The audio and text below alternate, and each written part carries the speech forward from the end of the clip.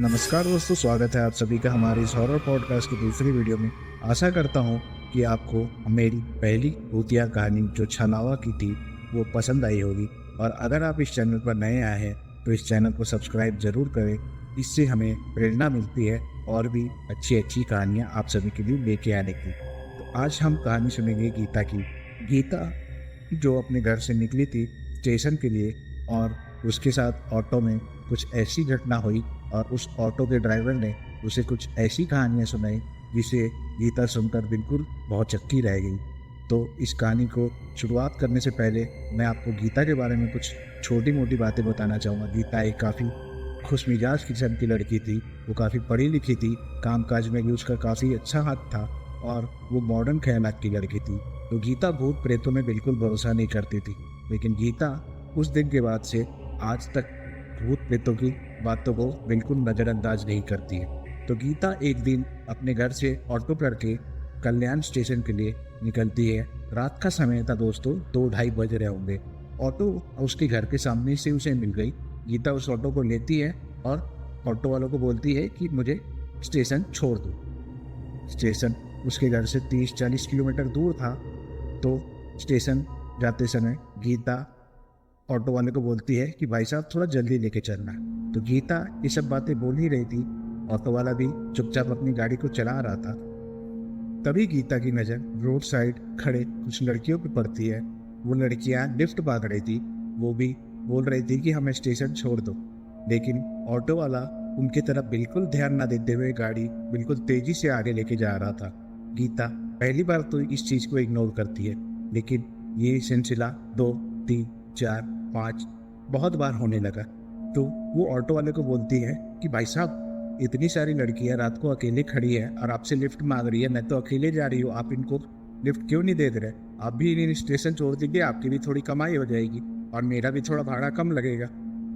Auto वाला हंसता है और कुछ जवाब नहीं देता।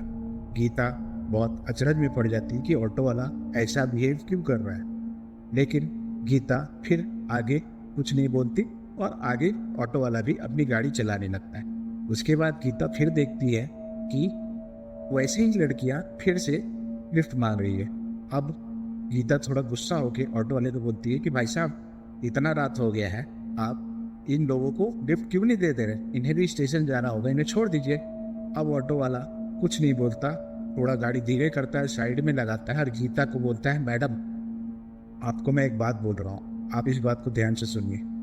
आप जो लड़कियां देख रही हैं वो लड़कियां नहीं हैं। ऑटो वाले की ये बात सुनकर गीता बिल्कुल अचरज में पड़ जाती है कि ऑटो वाला ये क्या बोल रहा है कि लड़कियां नहीं हैं। ऑटो वाला उसे एक और बात बताता है कि आप मैडम, आप उन सारी लड़कियों को देख रही हैं रात को 2-2:30 बजे। कौन सी लड़की इतना सज धज कर घर से निकलती है या घूमती है? आप इस पूरे रोड में इतनी सारी लड़कियां देख रही हैं, क्या आपको कुछ अजीब नहीं लग रहा है इसमें कि इतनी सारी लड़कियां रात को अकेले सुनसान रोड में क्या कर रही हैं? और मैं आपको एक बात बताता हूँ, अगर आपको मेरी बातों पे भरोसा नहीं हो रहा है, मैं ऑटो लेके जा रहा हूँ, आप मुझे टोकिएगा मत। बस उन औरतों के पैर की तरफ नजर करिएगा। आपको एक का भी पैर नजर आ जाता है ना, मैं ऑटो वहीं रोक दूंगा। गीता अब यहाँ पर थोड़ा डर जाती है कि ऑटो वाला किस तरह की बातें कर रहा है। तो गीता बोलती है कि ऐसा क्या बोल रहे हो आप, ऐसा तो हो ही नहीं सकता। ऑटो वाला बोलता है कि मैडम मैं आपको बता रहा हूँ, आप अगर मेरी बातों पर भरोसा नहीं करती तो इस सारे लड़कियों को देखिए, अगर उनमें से एक का भी पैर नजर आता है आपको तो मुझे बताइए। गीता बोलती है कि चलिए ठीक है, मैं आगे देखती हूँ कैसा है। अब ऑटो वाला अपनी गाड़ी वापस स्टार्ट करता है और आगे रास्ते की तरफ बढ़ जाता है। गीता अब इस सारे रास्ते भर यही ध्यान दे रही थी कि उन लड़कियों के पैर नजर आ रहे हैं कि नहीं। लेकिन गीता बिल्कुल आश्चर्यचकित हो गई कि जितनी भी लड़कियां खड़ी थी वो इतना लॉन्ग ड्रेस पहनी थी कि किसी के भी पैर नजर नहीं आ रहे थे।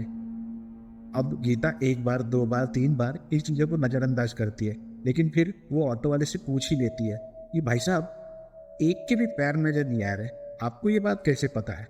आप मुझे बताइए। अब ऑटो ड्राइवर गीता की तरफ देखता है और मुस्कुराता है और उसे एक कहानी सुनाना स्टार्ट करता है। बोलता है, मैडम हमारे एक साथी की एक कहानी है, आपको मैं बताता हूँ, आप सुन लीजिए। ऐसे ही रात का समय था, उसे स्टेशन पे कोई सवारी नहीं मिली तो वो अपने घर की तरह निकल पड़ा। तभी रास्ते में उसे ऐसी एक लड़की मिली जो उससे लिफ्ट मांग रही थी, उसने उसे अपने ऑटो में बिठा लिया। ऑटो में बिठाने के बाद में वो उसे लेकर जाने लगा। उसने बोला कि मेरा घर यहीं से 10 किलोमीटर आगे है, आप मुझे वहाँ छोड़ दीजिए। ऑटो वाला बोला चलो ठीक है मैडम, मेरा भी कुछ कमाई हो। ऑटो वाला जब उसे लेकर जा रहा था, ऑटो वाला एक चीज़ ध्यान दे रहा था कि उसकी ऑटो में कुछ ऐसा लग रहा था कि कुछ बहुत भारी चीज़ रख दी गई है, लेकिन ऐसा तो कुछ था नहीं। उस औरत का भी वजन, जो लड़की उसके पीछे बैठी थी, उसका भी वजन बहुत मुश्किल से 55 या 60 किलो होगा, लेकिन ऑटो चल नहीं रही थी। वो ऐसा लग रहा था कि कुछ बहुत भारी चीज़ बैठ गई है पीछे। वो अपने मिरर में देखता है पीछे की तरफ, तो वो औरत चुपचाप बैठी रहती है, उसके साथ कोई सामान नहीं होता। लेकिन ऑटो बहुत धीरे चल रही थी और ड्राइवर को कुछ समझ में नहीं आ रहा था कि ऑटो इतने धीरे क्यों चल रही है। वो सोचता है कि शायद इंजन में कोई प्रॉब्लम होगी, इसलिए ऑटो इतनी धीरे चल रही है और बहुत पावर खींच रही है। कोई बात नहीं, मैं इसे सुबह ले जाकर मैकेनिक को दिखाऊंगा कि मेरे ऑटो में क्या प्रॉब्लम है। और ऐसा सोचते हुए वह अपनी गाड़ी को धीरे धीरे आगे लेके जाना शुरू कर देता है। तभी पीछे से वो लड़की उसे आवाज़ देती है कि ड्राइवर, आप सामने देखो, बहुत सारी लड़कियां लिफ्ट मांग रही है, आप उनको बिठा क्यों नहीं लेते हो। ऑटो वाला बोलता है कि मैडम रहने दो, मैं उससे नहीं बिठाऊंगा, आप नहीं जानती कि वो क्या है। अब पीछे वाली औरत बार बार उसे एक ही बात बोले जा रही थी, आप उनको बिठा क्यों नहीं ले रहे हो, आप बिठाओ ना उनको, मैं बोल रही हूँ, मैं अपना भाड़ा देने वाली हूँ, वो लोग भी अपना भाड़ा देंगे, आपकी कमाई।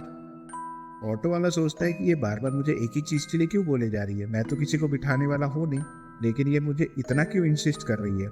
अब ऑटो वाला गुस्से में आकर पीछे वाली औरत को बोलता है कि मैडम अगर आपको जाना है तो चलो, नहीं तो आप भी यहीं उतर जाओ, आपको उनके साथ जाना है तो जाओ, लेकिन मैं उनको नहीं बिठाऊंगी। पीछे वाली औरत गुस्से में आकर पूछती है कि ऐसा क्या है उस औरतों में कि आप उनको नहीं बिठा रहे हो। ऑटो वाला भड़क के बोलता है कि मैडम उनके पैर नज़र आते हैं तो आप मुझे बताओ।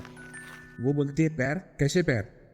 बोलता है फिर ऑटो वाला कि मैडम वो कोई औरत नहीं है, वो सारी की सारी चुड़ैल है, इतने रात को कौन सी लड़कियां बाहर घूमती है, आप थोड़ा ठीक से देखो, अगर उनके पैर आपको नजर आते हैं तो वो पीछे की तरफ होंगे, वो आगे की तरफ नहीं। ये इतना बोलने के बाद ऑटो ड्राइवर अपनी गाड़ी को लेकर धीरे धीरे आगे बढ़ने लगता है। वो औरत चुप हो जाती है लेकिन बहुत गुस्से में होती है। ऑटो ड्राइवर अपने मिरर से देख रहा था कि वो औरत बहुत गुस्से में थी, लेकिन वो कुछ बोलता नहीं। सोचता है कि चलो किसी बहाने ये चुप तो हुई।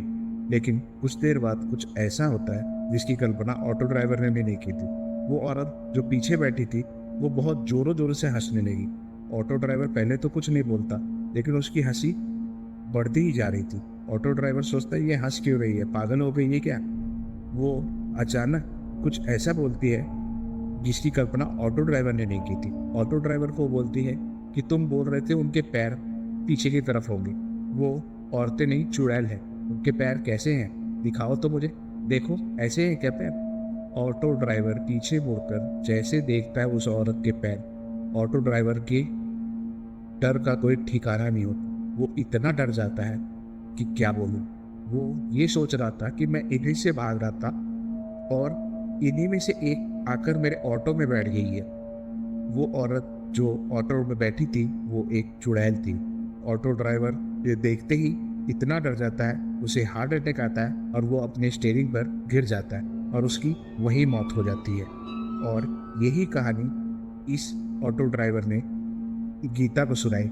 गीता इस कहानी को सुनने के बाद इतना डर जाती है कि वो सोचती है कि अब फिर से मैं इस ऑटो ड्राइवर को ऐसी बात नहीं बोलूँगी कि आप किसी को बिठाना। ऑटो ड्राइवर की बातें सुनने के बाद गीता बहुत ज़्यादा डर जाती है। वो सीधा ऑटो ड्राइवर को बोलती है कि सर आप सुनो, आप मेरे को सीधा स्टेशन छोड़ दो, मुझे किसी को नहीं बिठाना, बस मुझे आप स्टेशन छोड़ दो, मैं आपको फिर से ये बात नहीं बोलूँगी। ऑटो ड्राइवर बोलता है मैडम यही अच्छा होगा आपके लिए, आपको मैं स्टेशन छोड़ देता हूँ, आप इधर उधर ध्यान मत दो, आप अपने काम के लिए निकली हो, आप अपना काम कर लो। और इतना सुनने के बाद गीता भी कुछ नहीं बोलती। गीता फिर 3-4 दिन इस बात को भूल नहीं पाती और इसी बात में घूम रहती थी कि ऐसा भी कुछ होता है। तो दोस्तों ये कहानी यही ख़त्म होती है। आप मुझे कमेंट बॉक्स में बताएं कि ये कहानी आपको कैसी लगी। अगर आपको ये कहानी अच्छी लगी तो आप इस चैनल को सब्सक्राइब भी कर सकते हैं ताकि मुझे प्रेरणा मिले कि मैं आप सभी के लिए और भी अच्छी अच्छी कहानियाँ लेकर आता रहूँ। हो सकता है कि मेरी इस वीडियो में कुछ गलतियाँ हों, ये अभी नया चैनल है, मैं आगे आने वाले वीडियोज़ में इसे सुधार करने की पूरी कोशिश करूँगा। आपसे निवेदन है कि आप अपना सपोर्ट इसी तरह बनाए रखें। का दिन शुभ हो। धन्यवाद।